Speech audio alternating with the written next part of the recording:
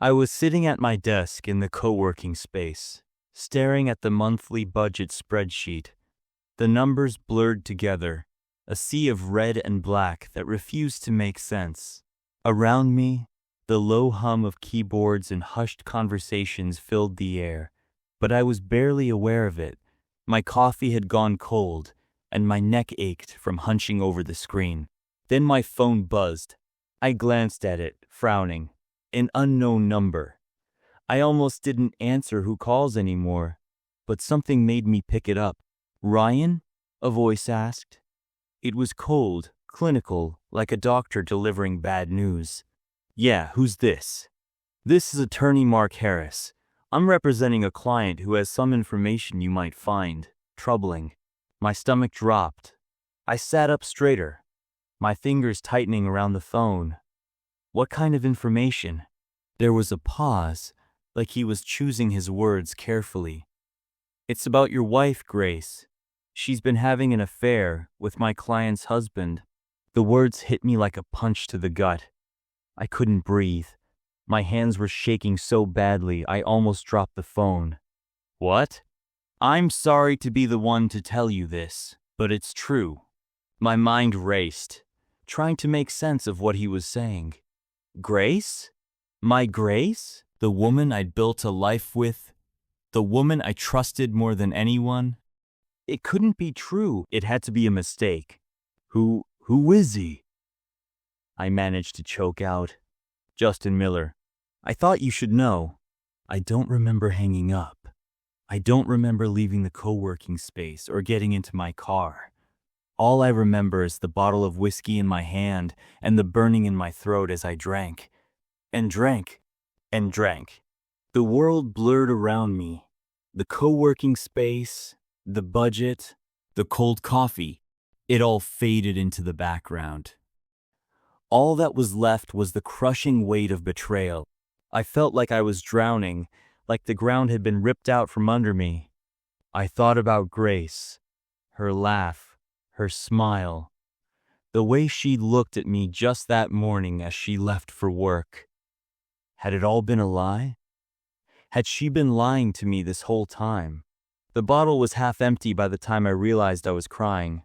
I wiped my face with the back of my hand, but the tears kept coming. I didn't know what to do. I didn't know how to fix this. All I knew was that nothing would ever be the same again. I woke up in a hospital bed, my head pounding like a jackhammer. The sterile smell of antiseptic filled my nose, and the harsh fluorescent lights made my eyes water. A nurse stood over me, her face a mask of professional concern. "Mr. Carter, you're in the hospital. You had acute alcohol poisoning. Do you remember what happened?" I shook my head, but the memories came flooding back anyway. The call, the betrayal, the drinking. I felt like I was drowning all over again.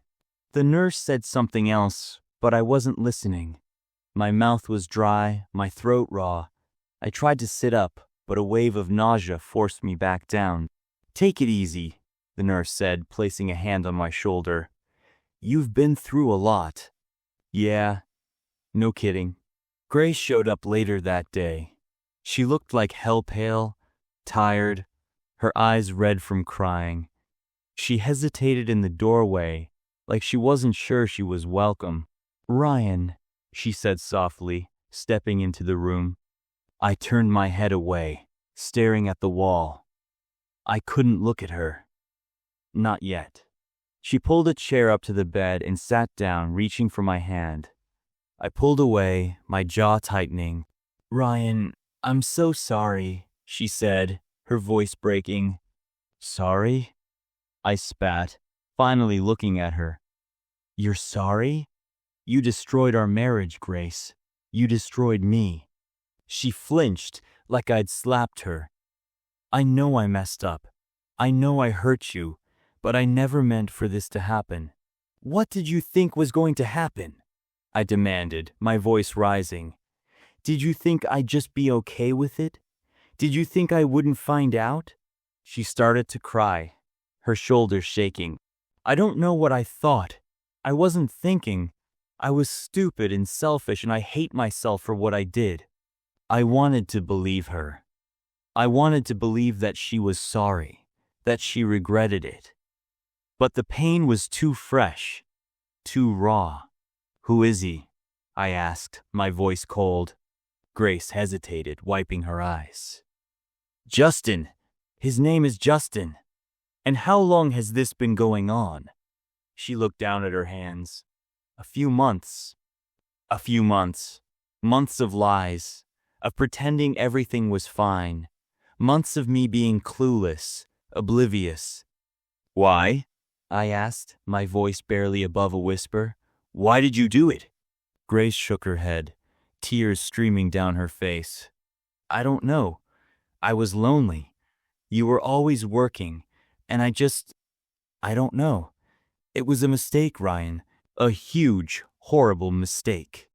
I wanted to scream.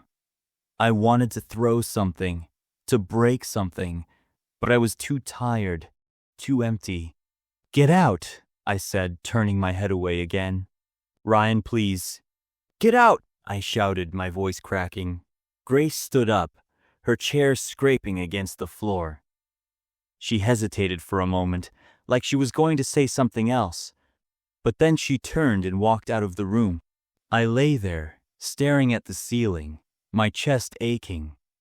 The woman I'd loved, the woman I'd trusted, was gone.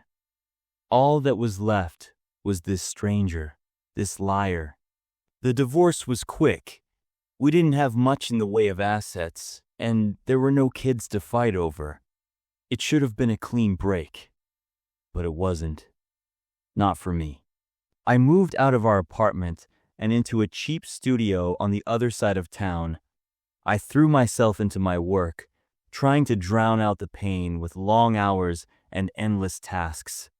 But no matter how hard I worked, no matter how much I drank, I couldn't escape the memories.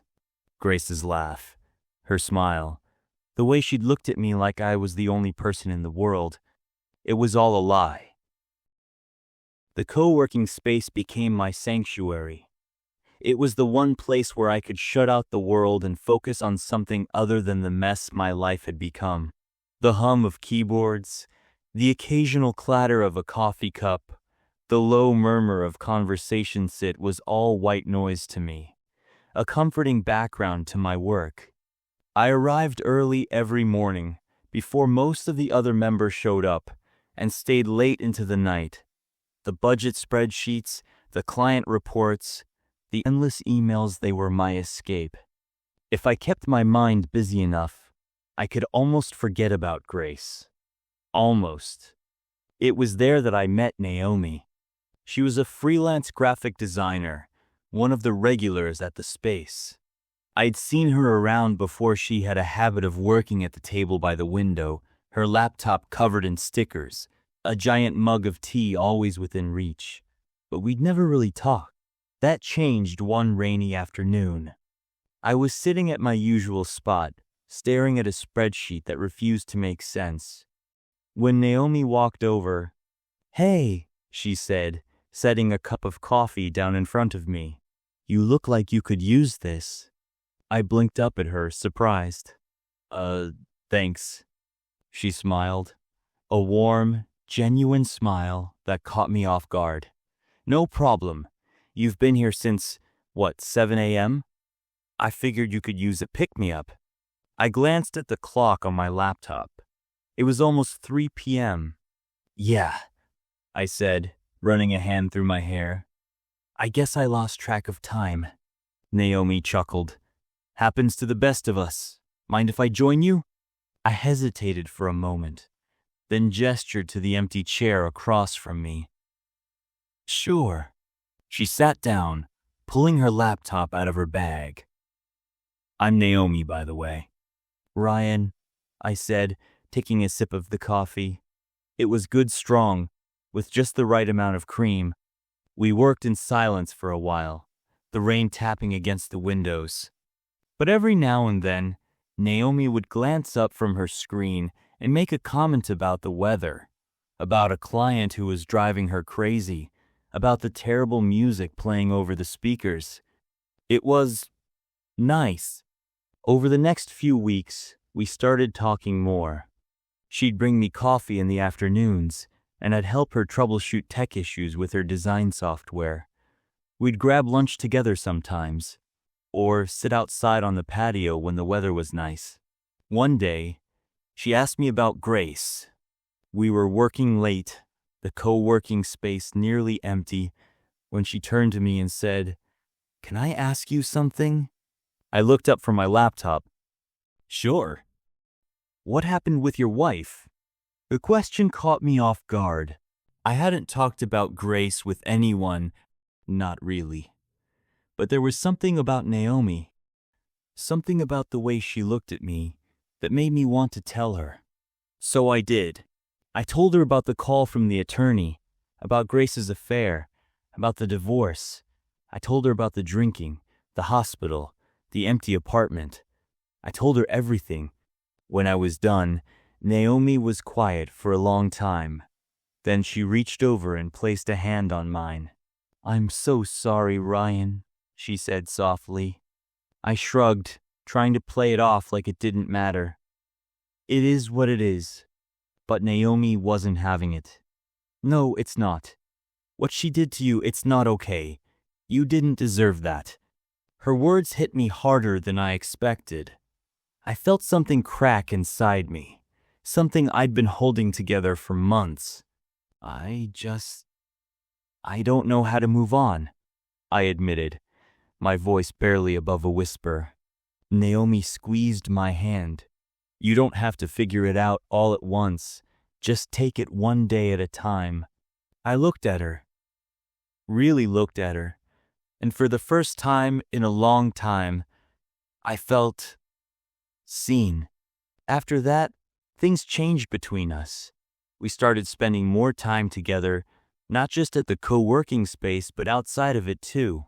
We'd go for walks in the park, grab dinner at a little Thai place down the street, or just sit and talk for hours.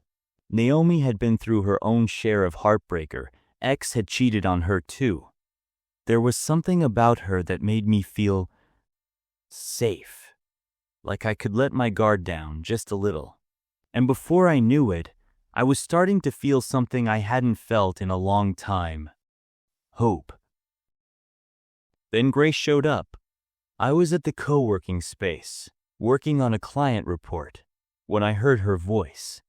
"Ryan?" I looked up, and there she was, standing in the doorway. She looked different, tired, worn down. Her hair was pulled back into a messy bun, and her clothes looked like she'd thrown them on in a hurry. "Grace," I said, my voice flat, "what are you doing here?" She stepped inside, her hands twisting nervously in front of her. I need to talk to you."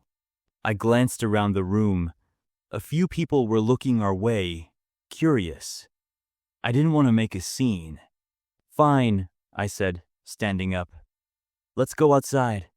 We walked out to the patio, the cool evening air, a sharp contrast to the warmth of the co-working space. Grace wrapped her arms around herself, shivering. "Ryan, I'm sorry," she said, her voice trembling. "I know I messed up, but things didn't work out with Justin. It was a mistake. I realize that now." I stared at her, my jaw tightening. "And?" She took a step closer, her eyes pleading. "I want to try again. With you.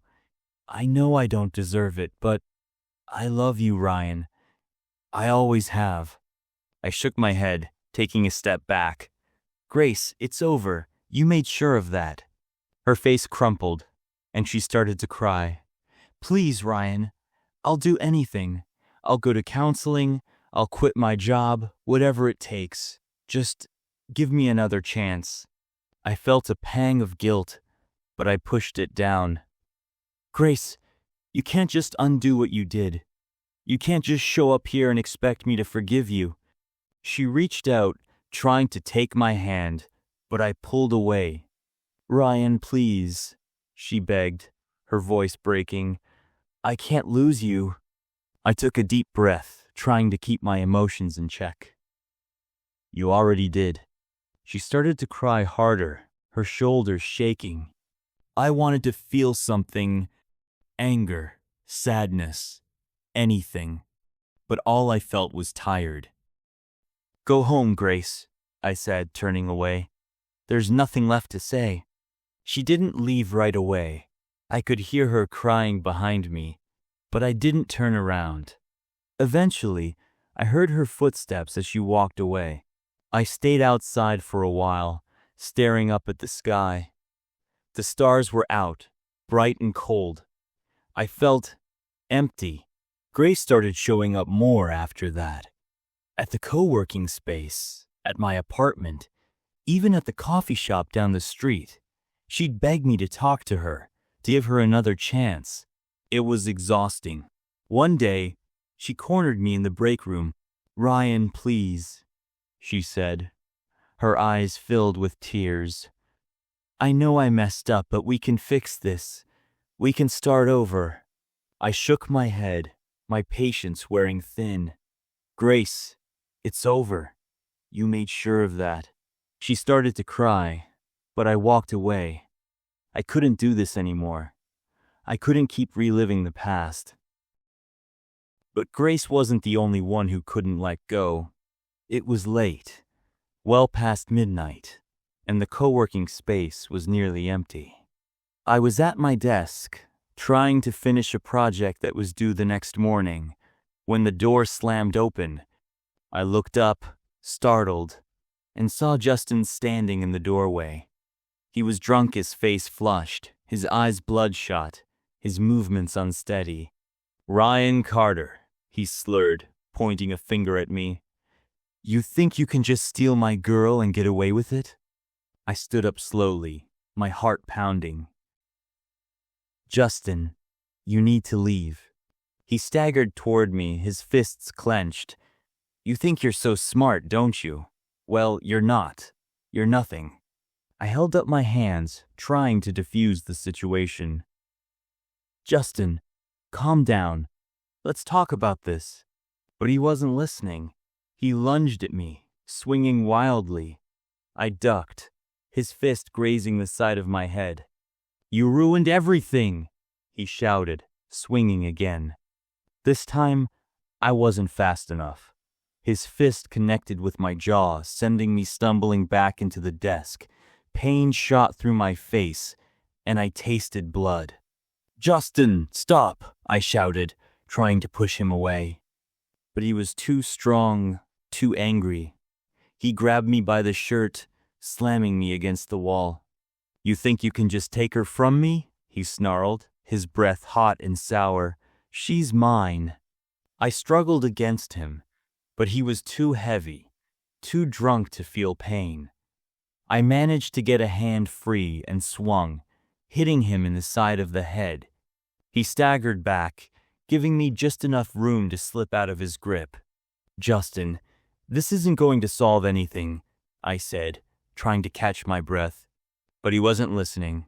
He came at me again, swinging wildly. I ducked and weaved, trying to avoid his blows, but he was relentless. That's when Naomi stepped in. Hey, she shouted, her voice cutting through the chaos. What the hell is going on? Justin turned to her, his eyes wild. Stay out of this, bitch! Naomi didn't flinch. She grabbed a chair and held it between them, her eyes locked on Justin. You need to leave, now. Justin laughed, a harsh, ugly sound. Or what? You gonna call the cops?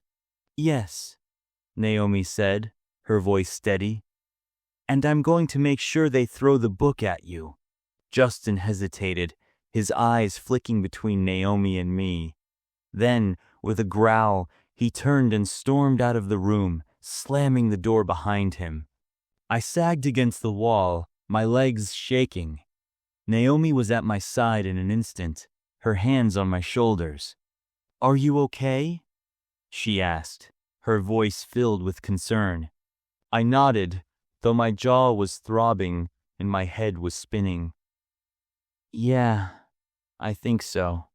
Naomi helped me sit down. then grabbed a first aid kit from the break room. She cleaned the cut on my lip, her touch gentle but firm. "You should press charges," she said, her voice tight with anger. "He can't just come in here and attack you like that." I shook my head, wincing as she dabbed at the cut. "It's not worth it. He's drunk. He's not thinking straight." Naomi frowned, but she didn't argue. Instead, she sat down next to me, her hand resting on my arm. "Ryan, this isn't okay," she said softly. "You can't keep letting people walk all over you." I looked at her, surprised by the intensity in her voice. "I'm not." "Yes, you are," she interrupted. "Grace, Justin, they're toxic, and they're dragging you down with them." I opened my mouth to argue, but the words caught in my throat. She was right. I knew she was right. I don't know how to let go, I admitted, my voice barely above a whisper. Naomi squeezed my arm. "You don't have to do it alone. I'm here for you, Ryan. But you have to want to move on." I looked at her, really looked at her, and for the first time, I saw the depth of her concern, the strength of her support. "I do," I said, my voice firm. "I want to move on." Naomi smiled, a small, sad smile. "Then let's start now." We sat there for a while, the silence between us comfortable, reassuring. Then Naomi stood up, holding out her hand. "Come on," she said. "Let's get out of here." I took her hand, letting her pull me to my feet. We left the co-working space together, the cool night air, a welcome relief after the chaos inside. As we walked, Naomi kept her hand in mine, her presence a steadying force. I felt lighter somehow, like a weight had been lifted off my shoulders. But the peace didn't last long. The next morning, I got a call from the police. Justin had been found dead in a nearby park. Hypothermia, they said. He'd been drinking heavily and passed out in the cold. I sat there, the phone pressed to my ear, trying to process what I'd just heard. Justin was dead. "Mr. Carter?" The officer on the other end of the line prompted. "Yeah," I said, my voice hoarse. "I'm here." "We're going to need you to come down to the station to answer a few questions," the officer said. "Just routine." I nodded, even though he couldn't see me. "Okay, I'll be there." I hung up the phone and sat there for a long time, staring at the wall. Justin was dead. It didn't feel real. Naomi found me like that, still sitting on the edge of the bed, the phone in my hand. "Ryan?" she said softly, sitting down next to me. "What's wrong?" I told her about the call, about Justin. She listened quietly, her hand resting on my arm. "It's not your fault," she said when I was done. "I know," I said, though the words felt hollow. Naomi squeezed my arm. "Ryan, you didn't do anything wrong. Justin made his own choices." I nodded, but I couldn't shake the guilt. Grace wasn't so lucky. The police suspected she'd been involved in Justin's outburst, and they brought her in for questioning. She denied any wrongdoing, but the damage was done. She was released a few days later, but the whole ordeal left her shaken. She came to me, apologizing for everything, begging for forgiveness. "Ryan, I'm so sorry," she said, her voice trembling. "I never meant for any of this to happen." I looked at her, really looked at her, and for the first time, I saw the toll everything had taken on her. She looked broken. "Grace," I said, my voice soft but firm, "it's over. You need to let go." She started to cry, but I didn't reach out to her. I couldn't. "Please, Ryan," she begged. "I'll do anything. Just give me another chance." I shook my head. I can't. Too much has happened. Too much has been broken. She looked at me, her eyes filled with tears, and, for a moment, I thought she was going to argue. But then she nodded, her shoulders slumping in defeat. "I understand," she said softly. She turned and walked away, and I watched her go, a strange mix of relief and sadness washing over me. Meanwhile, Naomi and I grew closer. She was my rock through all of it, and I realized I didn't want to face the future without her. One evening, as we sat on the couch in my apartment, I turned to her and said, "Naomi, I need to tell you something." She looked at me, her eyes soft and curious. "What is it?" I took a deep breath, my heart pounding. I don't know what I would have done without you these past few months. You've been there for me in ways I can't even begin to describe. And I don't want to lose that. I don't want to lose you." Naomi smiled, a warm, genuine smile that made my chest ache.